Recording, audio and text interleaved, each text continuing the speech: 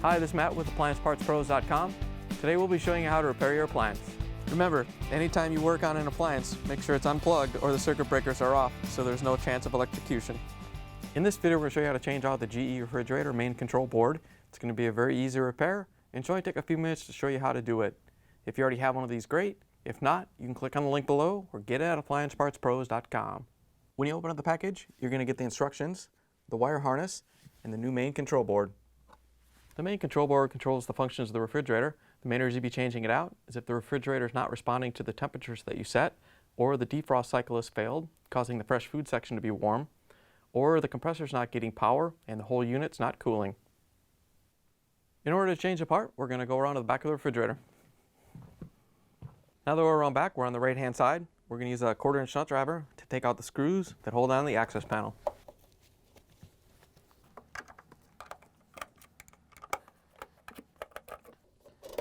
Once you have all the screws out, you can lift the panel off and set it aside.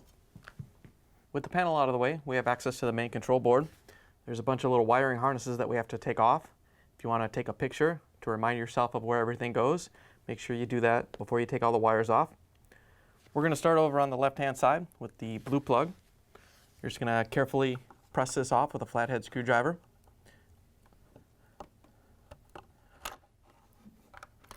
Once you have it off, you can just swing it out of the way if you can. Then we're going to go down and remove the one right below it. There's no locking tab on this one, so we're just going to lift off carefully. Once you have those two off, we can go over to the other side. On this side, we're going to start on the bottom and go up for this row.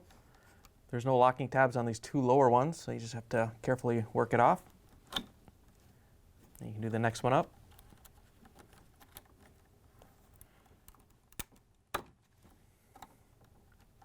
Small red and white wire one on the top has a locking tab. Reach in with a small flathead screwdriver, release it so you can pull it out. Then we can do the ones on the right side. Just have to reach in.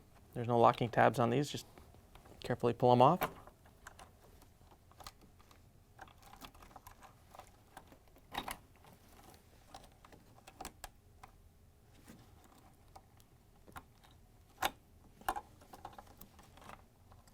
Once you have all the wires off, there's 4 little pins, one in each corner, that the board is mounted to.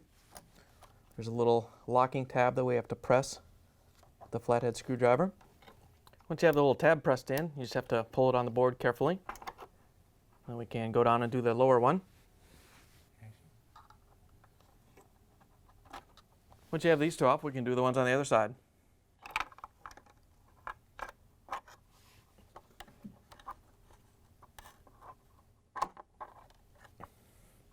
Once you have all the pins released, we're going to get the wires out of the way and carefully pull the board out.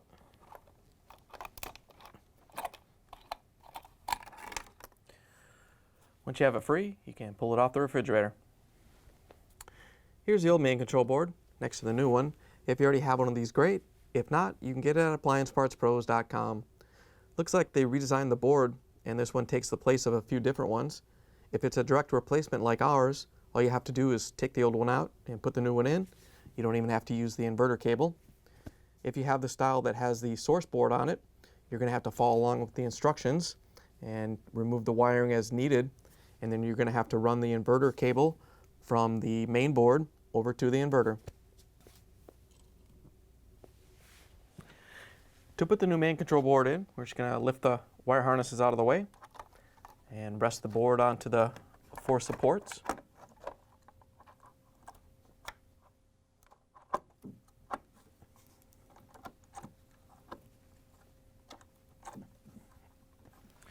Once you have the main control board mounted, we can go put all the wiring harnesses on. Just need to carefully line them up with the pins and push them into place.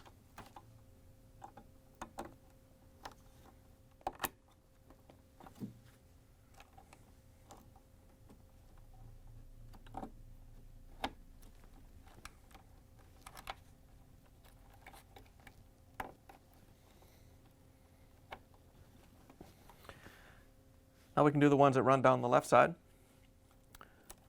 We're going to do the red and the white one first. This is the one that goes over to the inverter board.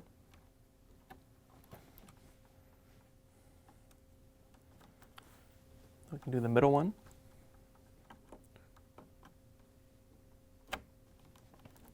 And the bottom one.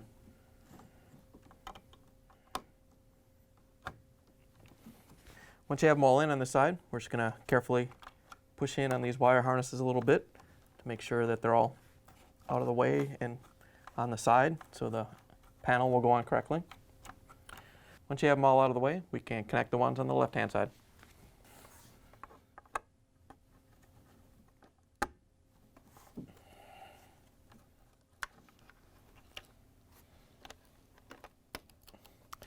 On this one, if it's a little hard to push in because there's not a lot of room, you can just grab a flathead screwdriver and very carefully push it on so you get a good connection.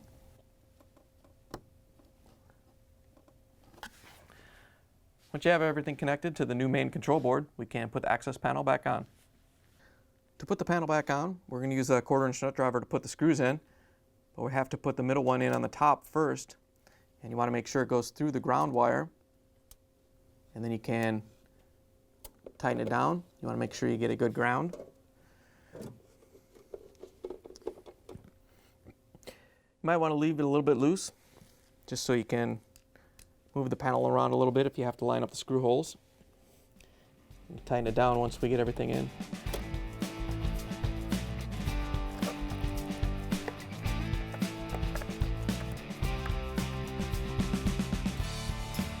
Now that we have the panel back on, you can plug the refrigerator back in and make sure it starts to cool. Thanks for joining us for another successful repair brought to you by AppliancePartsPros.com. Check out our other repair videos on our site, Facebook, and YouTube.